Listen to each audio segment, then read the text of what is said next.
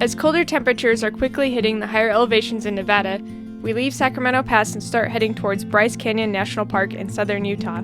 As we come off the I-15 south and start heading up US Highway 20, the winding road takes us up and down the mountain into Panguitch, which is a small town in Garfield County.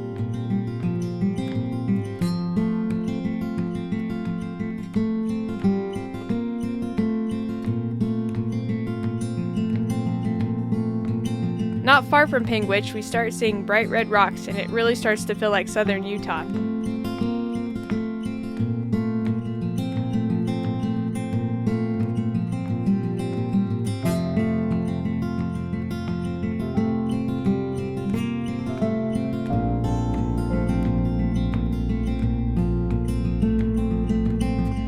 After a bit of searching, we finally found a free campsite down a road called Tom's Best Spring Road. It's a popular camping area because it's only about 10 miles from Bryce Canyon National Park. The area is crowded, which tells us there's a lot of people here to see the park, and we will need to get up early to find a parking spot near the hike we want to go on. So we made it up by 5 this morning, and we're going to get going early because Bryce Canyon is a really, really popular park, and it'll probably be even more crowded than Glacier was, so we want to get to the trailhead early and get a good start.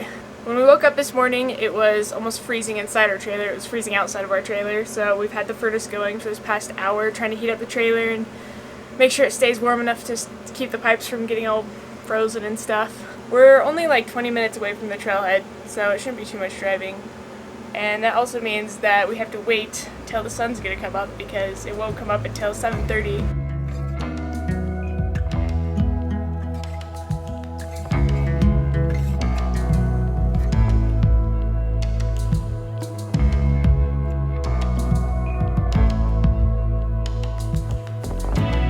The first hike we did is called Fairyland Loop Trail.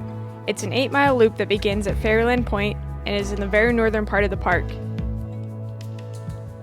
Like a lot of the other hikes in the park, you start out the rim before you hike down into the canyon.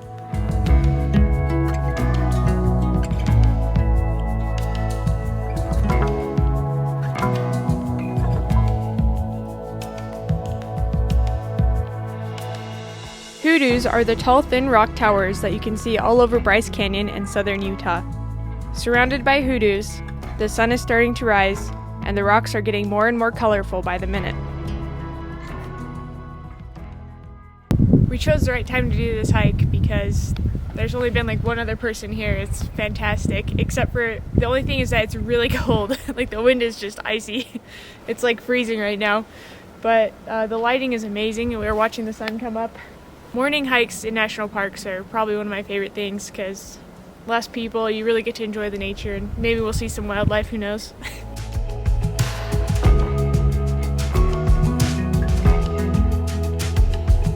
These hoodoos are created when water gets trapped inside the cracks of the rock and freezes. As the water freezes, it expands and puts enough pressure on the rocks around it to break apart. The softer layers of the rock that are easily eroded leave the more erode-resistant layers behind, and what's left standing is called a hoodoo. But the formation and shape of the hoodoo is not done yet, as rain is still changing and shaping the rocks.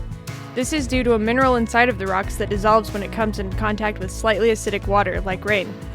Since each rock has a different amount of minerals in it, some are more affected by the rain than others.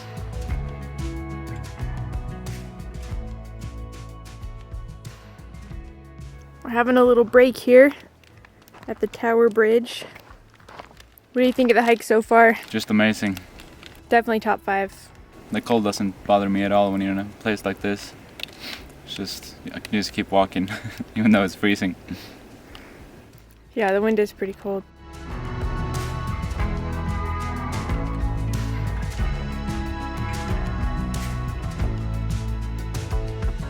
The reason there are so many hoodoos in this one place is due to the weather. Because of the elevation and its location, Bryce Canyon gets nights with both above and below freezing temperatures over 200 nights of the year, which makes it possible for hoodoos to be created.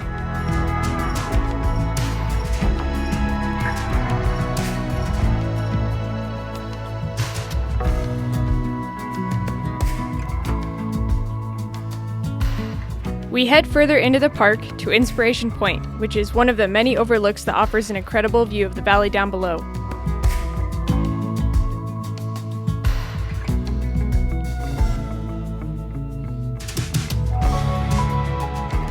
We decide that that's enough for the day and head back to camp.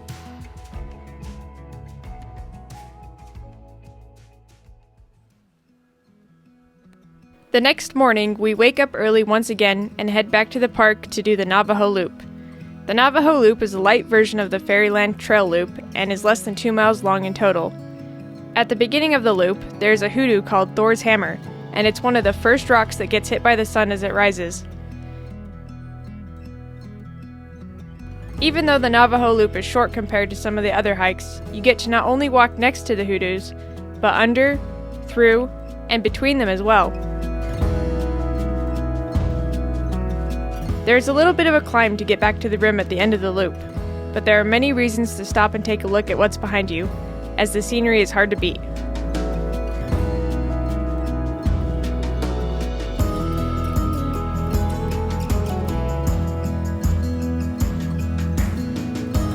Next up is Natural Bridge, which is another popular stop on the way down through the park. Natural Bridge is one of the many natural arches in Bryce Canyon. The dark green ponderosa forest visible through the arch poses a stark contrast to the red rock. 18 miles in from the entrance to the park is the end, and Yovimpa Point, and we'll let the footage speak for itself.